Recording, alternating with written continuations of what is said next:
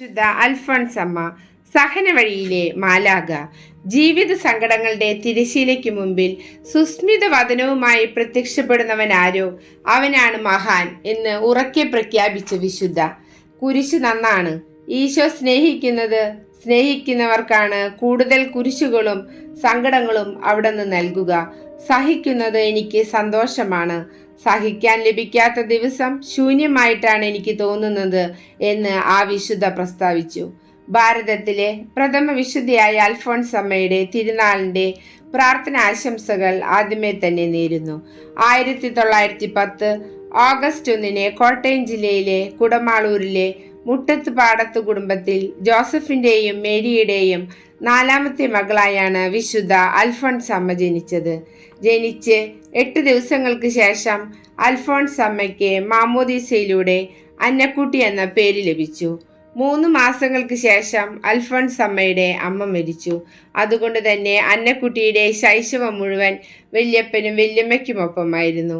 ഒരു ദൈവഭക്തിയായിരുന്ന വല്യമ്മ വിശ്വാസത്തിന്റെ ആനന്ദത്തെക്കുറിച്ചും പ്രാർത്ഥനയെക്കുറിച്ചും കാരുണ്യത്തെക്കുറിച്ചും അന്നക്കുട്ടിയെ പഠിപ്പിച്ചു.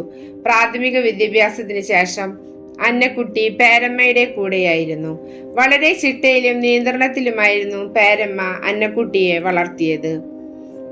അന്നക്കുട്ടി തൊട്ടടുത്തുള്ള കർമ്മലീത്ത ആശ്രമത്തിലെ കന്യാസ്ത്രീകളുമായി വളരെ അടുപ്പത്തിലായിരുന്നു. വിവാഹപ്രായമായപ്പോൾ പേരമ്മ അന്നക്കുട്ടിയെ വിവാഹം കഴിപ്പിക്കാൻ ആഗ്രഹിച്ചു. അന്നക്കുട്ടിയാകട്ടെ വിവാഹ ജീവിതം ആഗ്രഹിച്ചിരുന്നില്ല. കർത്താവിന്റെ മണവാട്ടിയായി ജീവിക്കുവാനായി ഒരിക്കൽ അന്നക്കുട്ടി തന്റെ പാദം വരെ ഉമിത്തിയിൽ പൊള്ളിച്ചിട്ടുണ്ടായിരുന്നു. 1928 ആഗസ്റ്റ് 2 അന്നക്കുട്ടി ശിരോവസ്ത്രം സ്വീകരിച്ചു.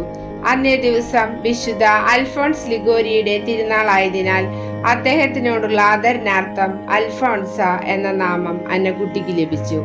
1930 മെയ് 19 ഭരണങ്ങാനം പള്ളിയിൽ വെച്ച് സഭാവസ്ത്രം സ്വീകരിച്ചു. വളരെ ദുരിതപൂർണമായിരുന്നു അൽഫോൻസമ്മയുടെ ജീവിതം. രോഗബാധിതയായ അവസരത്തിൽ ഇപ്പോഴത്തെ വിശുദ്ധനായ ചാവറ പിതാവ് അൽഫോൻസമ്മയുടെ രക്ഷയ്ക്കെത്തുകയും പിതാവിന്റെ മധ്യസ്ഥതയാൽ അൽഫോൻസമ്മ സുഖം പ്രാപിക്കുകയും ചെയ്തു. 1936 ആഗസ്റ്റ് 12 ചങ്ങനാശ്ശേരി മഠത്തിൽ വെച്ച് അൽഫോൻസമ്മ നിത്യവ്രത വാഗ്ദാനം സ്വീകരിച്ചു. സ്നേഹത്തെ പ്രതി ദുരിതങ്ങൾ സഹിക്കുവാനും സന്തോഷിക്കുവാനും ആഗ്രഹിച്ച അൽഫോൻസമ്മയ്ക്ക് സഹനത്തിന്റെ കാസ മുട്ടോളം സന്തോഷത്തോടെ കുടിക്കുവാനുള്ള കൃപ കർത്താവ് നൽകിയിരുന്നു.